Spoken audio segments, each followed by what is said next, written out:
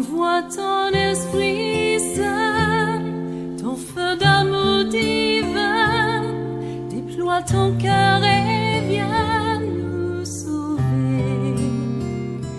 Délivre-nous de nous, délivre-nous de tout, ceux qui refusent en nous de t'aimer.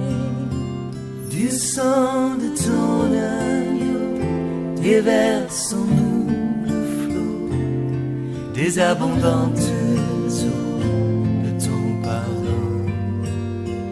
Viens inonder nos vies, restaure-nous, guéris ton Église.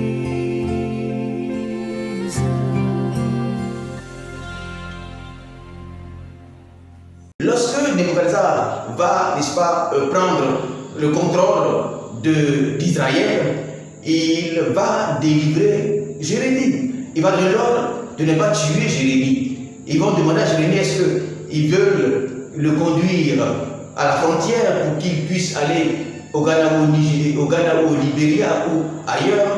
Jérémie dira qu'il restera dans sa patrie, dans sa nation. Et le roi Nebuchadnezzar donc donnera des consignes pour ne pas que Jérémie soit touché. Bien entendu que Jérémie sera pris comme un espion. Pourquoi avoir, n'est-ce pas, cet égard? Pourquoi avoir, n'est-ce pas, le dominateur qui vient? Pourquoi il a cette attitude vis-à-vis de Jérémie? Pourquoi Jérémie va bénéficier de cette largesse, n'est-ce pas, du roi, de la protection du roi? Le prophète sera donc mal vu. Avant même l'envahissement de Babylone, il était mal vu parce qu'il décourageait. C'est comme il n'était pas en faveur, n'est-ce pas, d'Israël. Par exemple, comme aujourd'hui nous savons qu'il y a une guerre entre la Russie et l'Ukraine, imaginez un prophète en Ukraine qui va voir Zelensky et dit non, cher président, ne combat pas, parce que Dieu voudrait que nous soyons sous la domination russe. Vous savez ce qu'ils vont lui faire.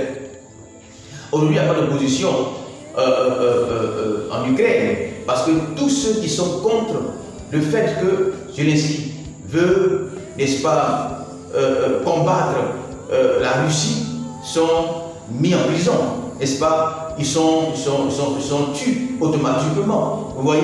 Alors, cette posture, cette position des prophètes qui prêchent ou qui prophétisent à contre-courant est vraiment un risque. Jérémie va sur le roi avec son joug de bois en brise, on le chasse, il repart et il retourne là-bas encore avec Dieu se révèle à lui et Dieu dit mon serviteur, je n'ai pas fini avec toi. Cette fois-ci, il faut prendre un joug de fer et il faut revenir là-bas. Dieu, lui, il est en haut. Le monsieur, il est en bas ici. Tout le monde est prêt à la guerre. Et lui, l'armée est prêt à la guerre, l'armée se mobilise, n'est-ce pas, ces hommes. On dit, prends, va, dis non, ne combattez pas, soumettez-nous à l'Occident, soumettez-nous. Cette personne, peut-être les gens diront que non, si c'est Dieu qui l'a amené, si c'est Dieu qui a ses ailes, si c'est Dieu qui l'a amené, rien, mais ils l'ont frappé. Ils l'ont mis en prison, il n'était pas là. Dieu était, quand il tombait en prison comme ça, Dieu vient et dit, je suis avec toi, mais tu es en prison. Ce n'est pas Dieu qui amène une nourriture pour qu'on lui donne, il est en prison, il souffre. Dieu te donne une parole, il est assis sur son trône, il te donne une parole à risque, il te donne une parole dangereuse, il te donne une parole même qui peut t'apporter la mort, qui peut t'apporter beaucoup de difficultés. Lui, Dieu, il est assis sur son trône. C'est ça dit par le prophète. Les prophètes aujourd'hui, ils vivent trop bien. Les vrais prophètes de la Bible, Jérémie était vrai prophète de la Bible. Les vrais prophètes de la Bible, dans la Bible, au temps de Jérémie, il y avait des faux prophètes qui prophétisaient toujours en faveur du peuple. Le peuple que vous allez gagner. Vous êtes le peuple de Dieu, la plurielle de Dieu. Lui, devant la l'adversité, vous êtes toujours le plus fort. Mais dans la pratique, dans la réalité, lorsque c'est arrivé, Nebuchadnezzar a tabassé le peuple de Dieu. Parce qu'en réalité, Dieu, n'est-ce pas, avait son plan, Dieu avait d'autres réalités. Il y avait une autre lecture spirituelle. Dans ces circonstances-là, il fallait percevoir. Alléluia. Alors nous allons aller avec Ézéchiel, chapitre 17. Alléluia. Ézéchiel, chapitre 17. Alors, comme nous l'avons dit, Ézéchiel lorsque Nebuchadnezzar viendra dominer, conquérir, n'est-ce pas, sinon reconquérir Jérusalem, Israël, Ézéchiel sera donc parmi les captifs qui vont aller à Babylone. Babylone donc, à travers son armée, va prendre des personnes et les emmener, n'est-ce pas, chez eux là-bas à Babylone. Et parmi eux, Ézéchiel, pour grand prophète de l'Éternel, il sera attrapé comme, n'est-ce pas, esclave, et il sera entraîné là-bas à Babylone. Souvenez-vous également que au temps de Babylone, Daniel a prophétisé. Au temps de Babylone, Daniel prophète devant Dieu. Alors nous voyons que au temps de Babylone, il y avait donc Jérémie, il y avait donc Ézéchiel qui était en captivité. Si vous lisez Ézéchiel 18, il y avait également la captivité des anciens de Jérusalem. Il dira qu'il était avec les anciens de Jérusalem et Dieu va l'enlever et Dieu va l'amener, n'est-ce pas, à Jérusalem. Là-bas, à Babylone, là où il était.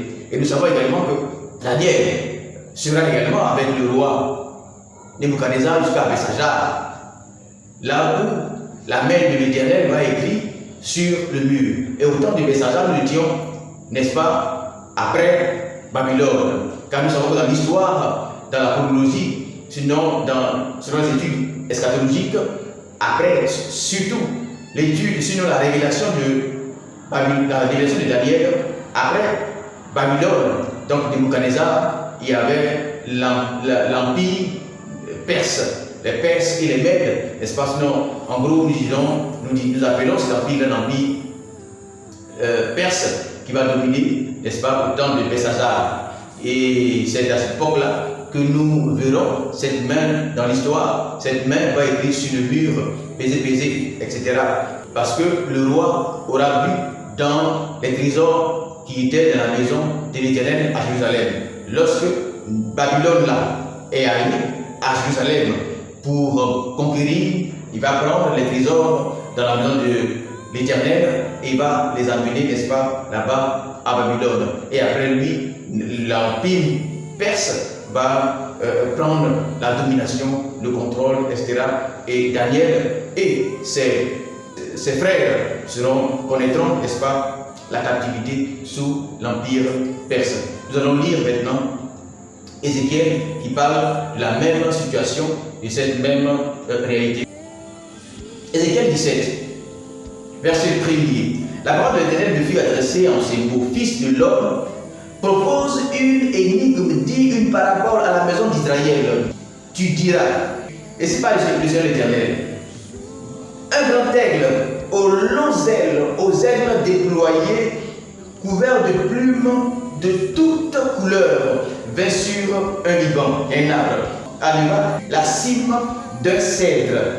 Il arracha le plus élevé de ses rameaux, l'emporta dans un pays de commerce et le déposa dans un sol fertile. Il le mit près d'une eau abondante et le planta comme un sol.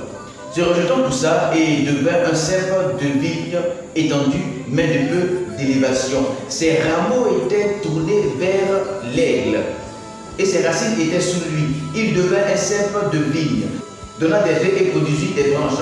Il y avait un autre aigle grand, aux longs ailes, au plumage épais. Et voici, du parterre où elle était plantée, cette vigne tendit avec avidité ses racines de son côté et dirigea ses rameaux vers lui, afin qu'il l'arrosât. Verset 7. Elle était plantée dans un bon terrain, près d'une eau abondante, de manière à produire des branches et à porter du fruit, à devenir un vigne magnifique.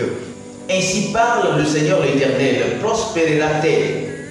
Le premier aigle n'arrachera-t-il pas ses racines? N'enlèvera-t-il pas son fruit afin qu'elle soit desséchée, afin que toutes les feuilles qu'elle a poussées se dessèchent? Et il ne faut ni beaucoup de force, ni un peuple nombreux pour la séparer de ses racines. Verset 10, voici, elle est plantée, prospérera-t-elle. Le vent d'Orient la touche, ne cessera-t-elle pas? Elle séchera sur le parterre où elle a poussé. Et donc, voici l'énigme, la première partie, qui est en fait un peu difficile à comprendre. Il y a deux aigles. Le premier en réalité, c'est Babylone, et le deuxième, c'est le roi d'Égypte. Maintenant, là, nous sommes au verset 11. Et à partir du verset 11, je suis dans Ézéchiel 27. À partir du verset 11, donc, Dieu va un peu expliquer la première partie du verset 1er au verset 10.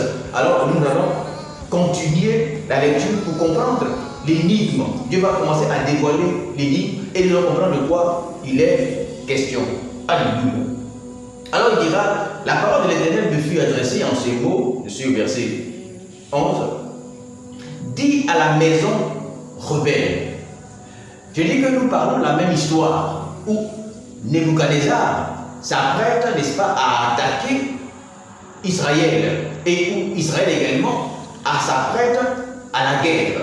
Alors Dieu va parler maintenant à l'autre prophète qui sera emmené à captivité après avoir parlé à Jérémie. C'est vraiment que Jérémie, lui, on l'a mené à attraper, on l'a mis en prison. Et étant en prison, il ne prophétise plus.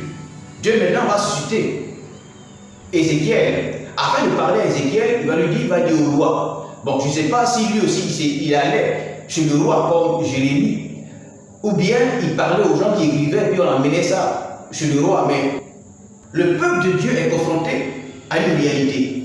Les ennemis d'Israël attaquent le peuple de Dieu, n'est-ce pas? Dieu amène les deux serviteurs, Jérémie, pour lui ne combattez pas. Jérémie et Ézéchiel. Et il dit à Jérémie de dire à son peuple, au peuple de Dieu, donc, de ne pas combattre. Jérémie sera saisi et mis en prison. Alors il suscitera Ézéchiel pour venir encore dire au peuple les paroles là que nous sommes en train de lire. Alléluia. Ézéchiel donc va voir le peuple. Sinon, Ézéchiel écrit, ou Ézéchiel en tout cas livre les paroles du Seigneur. Mais Ézéchiel va qualifier le peuple de Dieu de rebelle. Or, le peuple de Dieu se considère lui comme le peuple de Dieu, le peuple unique de Dieu, le peuple avec qui Dieu est, le peuple avec qui Dieu mange, avec qui Dieu dort, le peuple qui adore l'unique véritable Dieu. Confronté à une situation de guerre contre, n'est-ce pas, un envahisseur qui n'adore pas Dieu, Babylone, Nebuchadnezzar, Babylone dont le roi est Nebuchadnezzar. Et donc dans cette situation tendue, Dieu appellera lui son peuple qui l'adore, lui son peuple qui le loue, lui son peuple, n'est-ce pas, qui le reconnaît lui seul comme Dieu, l'appellera rebelle. Nous comprenons par là qu'il y a un problème entre Dieu et son peuple qui veut s'engager dans la guerre. Dieu parlera alors à Ézéchiel, dira, va voir mon peuple Israël qui s'apprête à faire la guerre et dis-lui ces paroles. Je suis ici au verset 12.